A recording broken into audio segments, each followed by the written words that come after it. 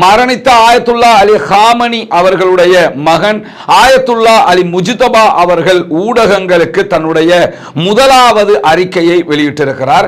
அந்த அறிக்கை சர்வதேச ஊடகங்களில் மிக முக்கிய கவனத்தை பெற்றிருக்கக்கூடிய அறிக்கையாக மாறி இருக்கிறது. குறிப்பாக தன்னுடைய முதல் அறிக்கையில் அமெரிக்காவுக்கு அவர் பாரதூரமான எச்சரிக்கையை விடுத்திருக்கிறார்.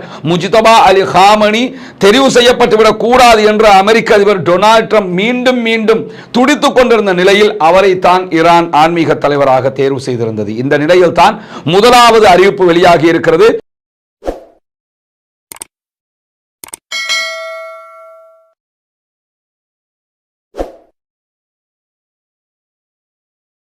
அன்றைக்கினிய சகோதர சகோதரிகளே, நம் அனைவர் மீதும் ஏக இறைவனுடைய அமைதியும் கருணையும் உண்டாகட்டுமாக என்கிற உயரிய பிரார்த்தனைகளோடு பாலஸ்தீனம் மீதான இஸ்ரேலிய ஆக்கிரமிப்பு ராணுவத்தினுடைய 2 ஆண்டு கால யுத்தம் முடிவுக்கு வந்து தற்போது ஒரு சமாதான நிலை தோற்றுவிக்கப்பட்டிருக்கிறது. இன்றோடு 153வது நாட்களை கடந்து கொண்டிருக்கக்கூடிய இந்த சூழல்ல 14வது நாளாகவும் அமெரிக்க ஈரானிய இஸ்ரேலிய சண்டை உச்சம் தொட்டு கொண்டிருக்கிறது. அமெரிக்காவும் இஸ்ரேலும் ஈரான் மீது பலகட்ட தாக்குதல்களை நடத்தி வருகிற அதே நேரம் ஈரான் இந்த 2 நாடுகள் மீதும் அவர்களுடைய தளங்கள் மீதும் படுபயங்கரமான பதிலடி தாக்குதல்களையும் நடத்தி கொண்டிருக்கிறது. குறிப்பாக ஹொர்முஸ் நீர்நிலை மூடப்பட்டிருக்கிறது. அதனால் உலகம் முழுவதும் பெட்ரோலிய தட்டுப்பாடு ஏற்பட்டு பொருளாதார மந்தநிலை ஏற்பட்டு பொருட்களுடைய விலை உயர்வும் தாறுமாறாக உயரக்கூடிய நிலை உருவாகி இருக்கிறது. இன்னும் சொல்ல போனால் இந்தியா போன்ற நாடுகளுக்கு இன்னும் 40 நாட்களுக்கு தேவையான எரிபொருட்கள் தான் நாடு முழுவதும் இருக்கிறது என்று இந்தியாவினுடைய மத்திய அரசு சொல்லிக் கொண்டிருக்கிறது. இலங்கைக்கு கிட்டத்தட்ட இன்னும் ஒரு 25 நாட்களுக்கு தேவையான எரிபொருட்கள் தான் மீதம் இருக்கும் என்கிற நிலையில அமெரிக்காவுக்கும் இதே போன்ற ஒரு 50 நாட்களுக்கு தாக்குப்பிடிக்க முடியுமான எரிபொருட்கள் தான் இருக்கிறது என்கிற செய்திகளுக்கு மத்தியில் பல நாடுகளும் தங்களிடம் தாங்கள் சேவ் பண்ணி வைத்திருந்த பெட்ரோல் அதே போன்று பெட்ரோலியம் தொடர்பான எரிபொருட்களை தற்போது ரிலீஸ் பண்ண ஆரம்பிச்சிருக்கிறாங்க. இது எல்லாமே ஒரு மாசம் தாக்கு பிடிக்கிற அளவுக்கு உண்டான நிலைகளாகத்தான் இருக்க போகிறது. ஆனால் இந்த ஒரு மாசத்துக்கு உள்ளாக இந்த யுத்தம் நிக்கல் என்று சொன்னா மிக கடுமையான எதிர்விளைவுகள் மத்திய கிழக்கில் மட்டுமல்ல முழு உலகத்திலும் ஏற்படும் என்பதுதான் தற்போதைய நிலையாக இருக்கிறது. இப்படியான சூழல்ல தான் இன்றைய தினம் ஈரானுடைய ஷியா ஆன்மீக தலைவராக புதிதாக பொறுப்பேற்றிருக்கக்கூடிய மரணித்த ஆயத்துல்லா அலி ஹாமனி அவர்களுடைய மகன் ஆயத்துல்லா அலி முஜ்தபா அவர்கள் ஊடகங்களுக்கு தன்னுடைய முதலாவது அறிக்கையை வெளியிட்டிருக்கிறார். அந்த அறிக்கை சர்வதேச ஊடகங்களில் மிக முக்கிய கவனத்தை பெற்றிருக்கக்கூடிய அறிக்கையாக மாறி இருக்கிறது. குறிப்பாக தன்னுடைய முதல் அறிக்கையில் அமெரிக்காவுக்கு அவர் பாரதூரமான எச்சரிக்கையை விடுத்திருக்கிறார். முஜ்தபா அலி ஹாமனி தெரிவு செய்யப்பட்டுவிடக் கூடாது என்று அமெரிக்க அதிபர் டொனால்ட் ட்ரம்ப் மீண்டும் மீண்டும் துடித்துக் கொண்டிருந்த நிலையில் அவரை தான் ஈரான் ஆன்மீக தலைவராக தேர்வு செய்திருந்தது. இந்த நிலையில் தான் முதலாவது அறிவிப்பு வெளியாகி இருக்கிறது. குறிப்பாக அரபு நாடுகளுக்கு முஜ்தபா அவர்கள் விடுத்திருக்கக்கூடிய அறிவிப்புல அரபு நாடுகள் தங்கள் பகுதிகளில் இருக்கக்கூடிய அனைத்து ராணுவ தளங்களையும் உடனடியாக மூட வேண்டும் என்கிற அறிவிப்பை விடுத்திருக்கிறார். இல்லை என்றால் அவை தொடர்ந்தும் தாக்குதலுக்கு உள்ளாகும் என்பதுதான் முஜ்தபாவினுடைய முதலாவது அறிக்கையின் முதலாவது எச்சரிக்கையாகவும் இருக்கிறது. எங்களுக்கும் அரபு நாடுகளுக்கும் எந்த பிரச்சனையும் கிடையாது, அரபு நாடுகளோட நாங்கள் சண்டை பிடிக்கிறதும் கிடையாது, அரபு நாடுகளுக்குள்ள நாங்கள் தாக்குதல் நடத்துறதும் கிடையாது. எங்களுடைய முழுமையான கவனமே அமெரிக்காவினுடைய தளங்களை நோக்கியதுதான். உங்களை அவர்கள் பாதுகாப்பார்கள் என்றுதான் நீங்கள் அந்த தளங்களை அமைத்திருந்தீர்கள். ஆனால் உங்களை அவர்கள் பாதுகாக்க முடியாது. நாங்கள் அவர்களுக்கு மீண்டும் மீண்டும் தாக்குதல் நடத்துவோம். எனவே அரபு நாடுகள் அமெரிக்காவினுடைய ராணுவ தளத்தை மூட வேண்டும். இனிமேல் ராணுவ தளம் உங்களுக்கு தேவையில்லை என்கிற நிலை எடுக்க வேண்டும் என்பதுதான் முஜ்தபாவினுடைய முதலாவது அறிவிப்பாக இருக்கிற அதே நேரம் ஈரான் தன்னுடைய அண்டை நாடுகளோடு எப்போதும் நல்லுறவைத்தான் விரும்புகிறது. அவர்களுடைய மண்ணில் நாங்கள் எந்த தாக்குதலையும் நடத்த மாட்டோம், ஆனால் அமெரிக்காவினுடைய தளங்கள் மீது தாக்குதல் நடத்துவோம் என்று விரிவாகவே அந்த செய்தியை சொல்லியிருக்கிறார் முஜ்தபா. அதை தாண்டி அவர் வெளியிட்டிருக்கக்கூடிய அறிவிப்புல ஈரான் தன்னுடைய எதிரிகளுக்கு அழுத்தம் கொடுக்கக்கூடிய ஒரு கருவியாக ஹொர்முஸ் நீர்நிலையை பயன்படுத்துகிறது. எனவே ஹொர்முஸ் நீர்நிலை தொடர்ந்து மூடப்பட்டிருக்கும். ஏற்கனவே கொல்லப்பட்ட முன்னாள் ஷியா ஆன்மீக தலைவராக இருக்கிற ஆயத்துல்லா அலி ஹாமனி அவர்களுக்காகவும் ஈரானுக்குள் கொல்லப்பட்ட குழந்தைகள், முதியவர்கள், பெண்கள் உள்ளிட்டவர்களுக்காகவும் அவர்களுக்கு பழி தீர்ப்பதற்காகவும் ஈரான் தொடர்ந்து போராடும், தன்னுடைய தாக்குதல்களை தொடரும் என்று சொல்லியிருக்கிறார். ஈரானுடைய புதிய ஷியா ஆன்மீக தலைவராக இருக்கக்கூடிய ஆயத்துல்லா அலி முஜ்தபா அவர்கள். அதை தாண்டி அவர் வெளியிட்டிருக்கக்கூடிய அறிவிப்புல ஈரான் தன்னுடைய ராணுவ உறுப்பினர்கள் நாடு ஆதிக்கம் செலுத்தப்படுவதையோ அல்லது பிளவுபடுவதையோ தடுத்திருக்கிறார்கள் என்றும் அவர்களுக்கு நன்றி கூற கடமைப்பட்டிருக்கிறேன் என்றும் சொல்லி இருக்கிறார் ஆயத்துல்லா அலி முஜ்தபா. ஏன்னா நாட்டுக்குள்ள பெரிய உள்நாட்டு குழப்பம் எல்லாம் உண்டாயிச்சு, அதையெல்லாம் தடுத்து நாடு துண்டாடப்படுவதை தவிர்க்கப்படுவதற்கான காரணமாக ஈரானுடைய ஐஆர்ஜிசியும் ராணுவமும் தான் இருந்தார்கள். அவர்களை நான் பாராட்டுகிறேன் என்று சொல்லக்கூடிய ஆயத்துல்லா அலி முஜ்தபா அவர்கள் அவங்க செஞ்ச தியாகங்களுக்கெல்லாம் நாங்கள் நன்றி செலுத்துகிறோம் என்றும் சொல்லி இருக்கிறார். அதை தாண்டி யமன்ல இருக்கக்கூடிய ஹூத்தி ஆயுத குழுக்களும் இதற்கு பிறகு களத்திற்கு வருவார்கள் என்று சொல்லி இருக்கிறார் ஈரானுடைய சுப்ரீம் லீடர். எனவே இதுவரைக்கும் ஹூத்திஸ் களத்துக்கு வரல. அதற்கான காரணம் அவங்களுக்கு ஈரான் இருந்து அறிவிப்பு போகலங்கிறது மட்டும்தான். தற்பொழுது ஈரானுடைய உச்ச தலைவர் ஹவுதிஸும் களத்திற்கு வருகிறார்கள் என்று சொல்லி இருக்கிறார். எனவே ஹார்முஸ் நீர்நிலை மூடப்பட்டிருப்பதை போன்று அடுத்த கட்டமாக ரெட் சீலையும் கப்பல்கள் மீதான தாக்குதல்கள் ஆரம்பிக்கப்பட போகிறது. இது இஸ்ரேலுக்கும் அமெரிக்காவுக்கும் அரபு நாடுகளுக்கும் மீண்டும் ஒரு தலையீடியை உருவாக்க போகிறது என்பது மிக தெளிவான விஷயம். அதை தாண்டி ஈராக்கில் இருக்கக்கூடியவர்களும் உச்சகட்டமான புரட்சிக்கு தயாராகி இருக்கிறார்கள்.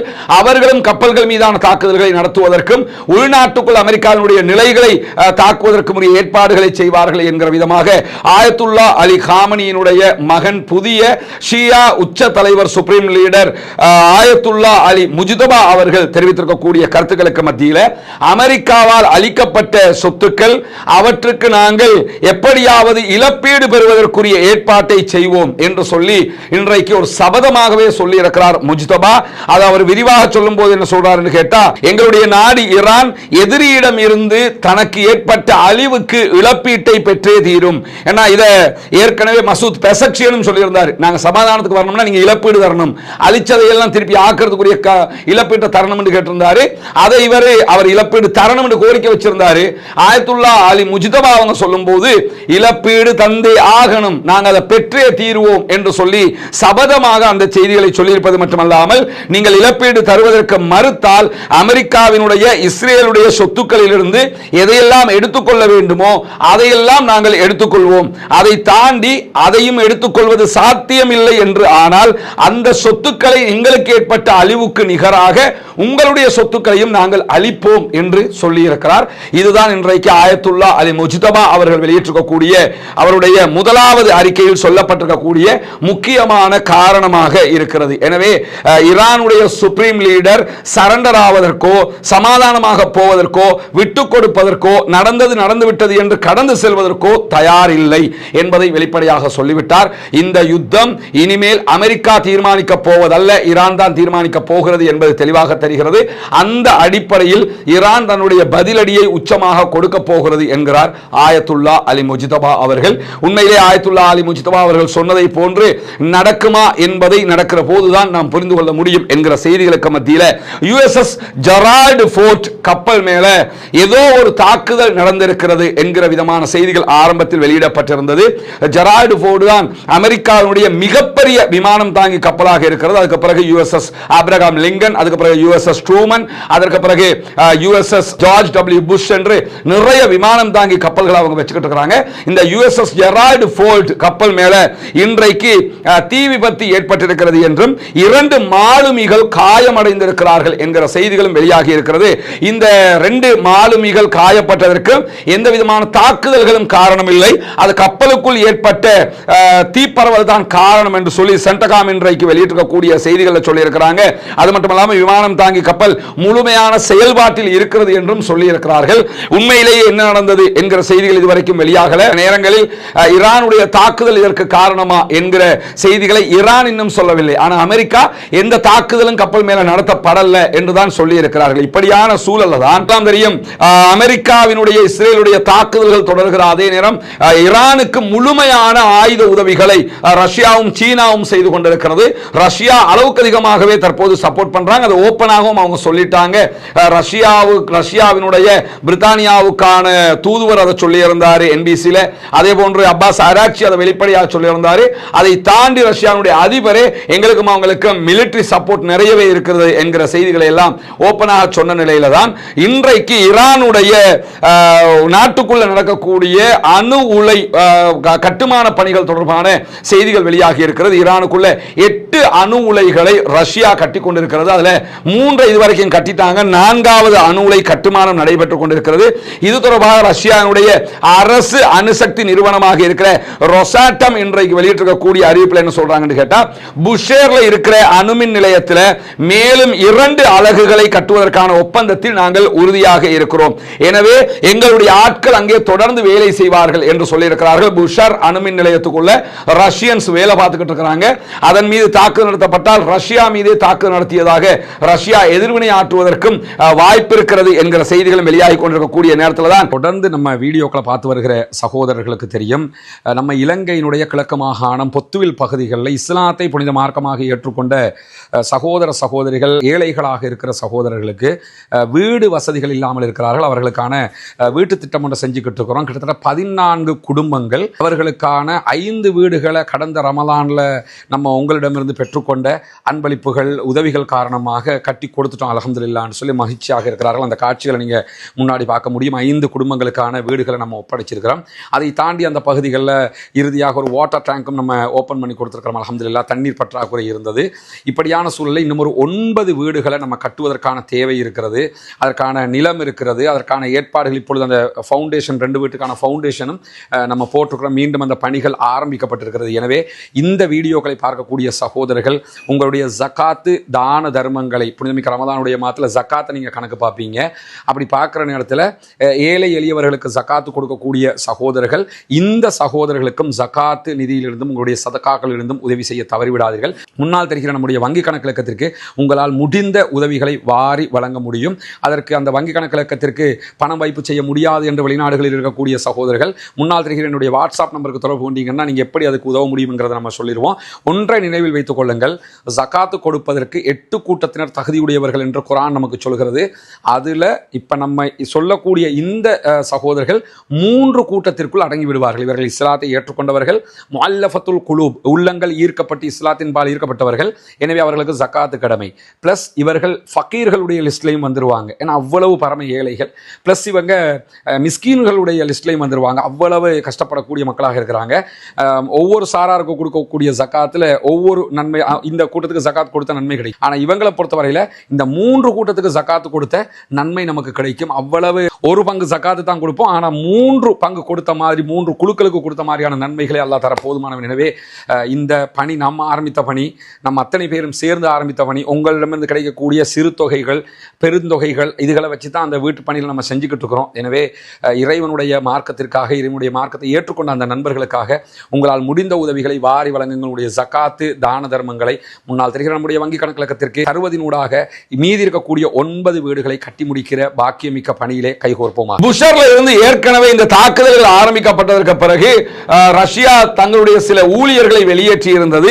வெளியேற்றியதற்கு பிறகு மீண்டும் அவர்கள் பணியில் அமர்த்தப்பட்டிருக்கிறார்கள் என்கிற செய்திகளை ரஷ்யா சொல்லி இருக்கிறது. எனவே தங்களுடைய ஒப்பந்த பிரகாரம் ரஷ்யாவுக்கும் ஈரானுக்கும் இடையிலான இருதரப்பு ஒப்பந்தத்தில் 8 அணு உலைகள் கட்டுவதற்கான அனுமதி இருக்கிறது.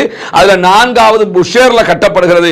அதை நாங்கள் தொடர்ந்து செஞ்சுக்கிட்டு தான் இருப்போம் என்றும் சொல்லி இருக்கிறாங்க. இது வம்படியாக ஒரு யுத்தம் நடக்கிற நேரத்தில் நாங்கள் அப்படித்தான் பண்ணுவோம், உன்னால முடிஞ்சதை பார்த்துக்கடா என்று சொல்லுகிற விதமாக இருக்கிறது என்பதையும் ஆய்வாளர்கள் சொல்லக்கூடிய செய்திகள் இருந்து நம்ம பார்க்க முடிகிற. அதே நேரத்தில் ஈரானுடைய சுரங்கங்கள், ஆயுத சுரங்கங்கள் ஹர்முஸ் பகுதிகளில் அமைக்கப்பட்டிருப்பது என்பது எண்ணெய் ஏற்றுமதி சந்தைக்கான ஒரு மிக மோசமான சூழலை உருவாக்கி கொண்டிருக்கிறது என்கிற செய்திகளும் இன்றைக்கு அல் ஜசீராவில் வெளியிடப்பட்டிருப்பதை நம்ம பார்க்க முடியும். அசோசியேட்டட் பிரஸ்ஸினுடைய நிருபர் இன்சபாம் ரஷீத் வெளியிடக்கூடிய தகவலை தான் அல் ஜசீரா எடுத்து சொல்கிறது. அதில் அவங்க சொல்லும்போது என்ன சொல்றாங்கன்னா, ஈரானுடைய தாக்குதல்கள் அதிகரித்துக் கொண்டே வருகிறது. சமீபத்திய நாட்களில் ரொம்ப ஆபத்தான தாக்குதலாக ஹர்முஸ் ஜலசந்தியை கடப்பதற்கு ட்ரை பண்ணக்கூடிய டேங்கர்கள் மேல அவங்க தாக்குதல்கள் நடத்துறாங்க. இன்றைக்கும் 200 பெரிய டேங்கர்கள் உள்ளிட்ட 1000க்கு மேற்பட்ட கப்பல்கள் இந்த ஹர்முஸ் நீர்நிலை பகுதிகளில் சிக்கிக் கொண்டிருக்கிறது. அவங்க நகர்ந்தாலே ஈரான் அவங்க மேல தாக்குதல்கள் நடத்துறாங்க. எனவே ஈரானுடைய கட்டுப்பாட்டில் தற்போது ஹார்முஸ் ஜலசந்தி இருக்கிறது. ஹார்முஸ் ஜலசந்தியை பொறுத்தவரையில அந்த பகுதிகள் முழுவதுமே அவங்க வந்து போட்ல போய் தாக்குதல் நடத்தக்கூடிய ட்ரோன்ஸ், ஆளில்லா போட்டுகள் ஏற்பாடு பண்ணி இருக்கிறாங்க. அதே மாதிரி நிறைய அந்த பகுதிகளில் அவர்களுடைய பங்கர்கள் இருப்பதாக சொல்லப்படுகிறது. ஹார்முஸ் நீர்நிலையை ஒட்டி அதிலிருந்து அந்த தாக்குதல்கள் நடத்தப்படுகிறது என்கிற காரணத்தினால இந்த ஹார்முஸ் நீர்நிலையை கடப்பதற்கு யாரு ட்ரை பண்ணாலும் அந்த கப்பல்கள் மீது தாக்குதல்களை நடத்துகிறது ஈரான். இது மிகப்பெரிய ஒரு தாக்கத்தை சர்வதேச சந்தையிலே உண்டாக்கும் என்று சொல்வது மட்டுமல்லாமல் இந்த பகுதிகளில் இருந்து சீனாவுக்கு தேவையான எண்ணெய் ஏற்றுமதி, சீனாவினுடைய கப்பல்கள் மட்டும் தாராளமாக போய் வருகிறது என்கிற செய்தியையும் அவர் சொல்றார். என்னன்னா சீனாவுக்கு ஈரான்ல இருந்து 80% பெட்ரோல் சீனாவுக்கு தான் விற்கிறாங்க. அந்த அடிப்படையில் தான் சீனாவுக்கு தாராளமாக போய்கிட்டு இருக்குது அப்படிங்கிறாங்க. சீனாவுடைய கப்பல், சீனாவுடைய கப்பலை அமெரிக்கா தாக்குதல் நடத்தினால் என்ன நடக்கும் என்கிற விபரீதங்கள் இருக்கிற காரணத்தினால அப்படி உடனே அமெரிக்கா சீனாவுடைய கப்பலை தாக்குதல் நடத்த போகாது என்கிற காரணத்தினாலையும் சீனாவுக்கு தேவையான ஏற்றுமதி அவங்க செஞ்சுக்கிட்டே இருக்கிறாங்க. எனவே இந்த ஹார்முஸ் பகுதிகளில் இருக்கக்கூடிய சுரங்கங்கள் அதிகரித்துக் கொண்டே இருக்கிறது. அவங்க நிறைய சுரங்கங்களை உருவாக்கி கொண்டிருக்கிறார்கள். இதுவெல்லாம் பெரிய பின்னடைவை உண்டாக்கும், எண்ணெய் சந்தையில் ஒரு மோசமான நிலையை உண்டாக்கும் என்கிற செய்திகளும் வெளியாகி இருக்கிற காட்சிகளை நம்ம பார்க்க முடியும். இப்படியான நிலையில தான் இஸ்ரேல் அமெரிக்காவுக்காக பணியாற்றிய குற்றச்சாட்டின் பேரில் ஈரான் சில பேரை கைது செய்திருக்கிறது. மொசாதுடைய உளவாளிகளை கைது செய்திருக்கிறது. அமெரிக்கா இஸ்ரேலுடன் தொடர்புடையதாக கூறப்படுகிற பல நபர்கள் ஈரானில் கைது செய்யப்பட்டதாக சொல்லப்படுகிறது. அதே நேரத்தில் கர்மான் மாகாணத்தில் இருக்கக்கூடிய 6 பேர் கைது செய்யப்பட்டிருப்பதாக தஸ்னீம் நியூஸ் ஏஜென்சி சொல்லி இருக்கிறது.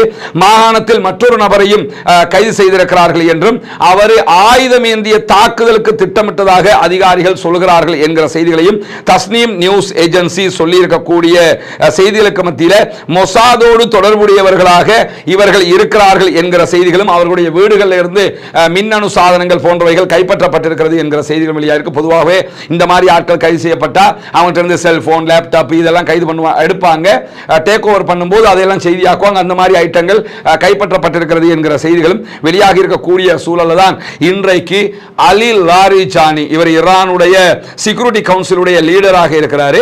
அவர் வெளியிட்டிருக்கக்கூடிய ஒரு அறிவிப்பு, அவர் எக்ஸ் தளத்தில் ஒரு அறிவிப்பை வெளியிட்டிருக்கிறாரு. அமெரிக்க அதிபர் டொனால்ட் ட்ரம்புக்கான பதிலடியாகத்தான் இந்த அறிவிப்பு அவர் வெளியிட்டிருக்கிறாரு. அது என்ன பதிலடி என்று சொன்னால், அமெரிக்க அதிபர் டொனால்ட் ட்ரம்ப் ஈரானில் இருக்கக்கூடிய பவர் பிளானட்டுகளை அழிக்கிறதுக்கு எங்களுக்கு சொற்ப நேரம் போதும், ஈரான் முழுவதும் இருட்டல மூழ்கிறோம், அந்த மாதிரி நாங்க அட்டாக் பண்ணுவதற்கு தயாராக இருக்கிறோம், இதுவரைக்கும் நாங்க செய்யல, ஆனா தேவைன்னா அதையும் செய்வோம் இருக்கிறாரு. அதாவது மின்சாரம் தயாரிக்கிற ஏரியாக்கள் இருக்குமா இல்லையா, அது மேல அட்டாக் பண்ணினாங்கன்னா முழு நாடும் மொத்தமா இருட்டுல மூழ்கிறோம், இந்த மாதிரி நாங்க செய்ய முடியும், இதுவரைக்கும் நாங்க செய்யல, தேவைப்பட்டா செய்வோம்னு சொல்லி இருந்தாரு.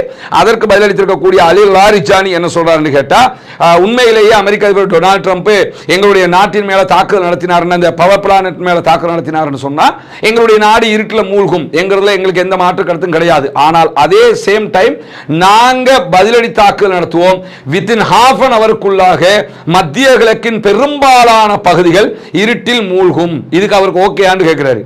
நீங்க எங்களுடைய பகுதியை இருட்டில் மூழ்க வச்சீங்கன்னு சொன்னா நாங்க திருப்பி தாக்குதல் நடத்துவோம், பிராந்தியம் முழுவதுமே இருட்டில் மூழ்கி போகும். அப்படி அவங்க செஞ்சாங்கன்னு சொல்லி சொன்னா முழு பிராந்தியத்தையும் இருட்டில் மூழ்கடிப்பதற்கு நாங்கள் தயாராக இருக்கிறோம்.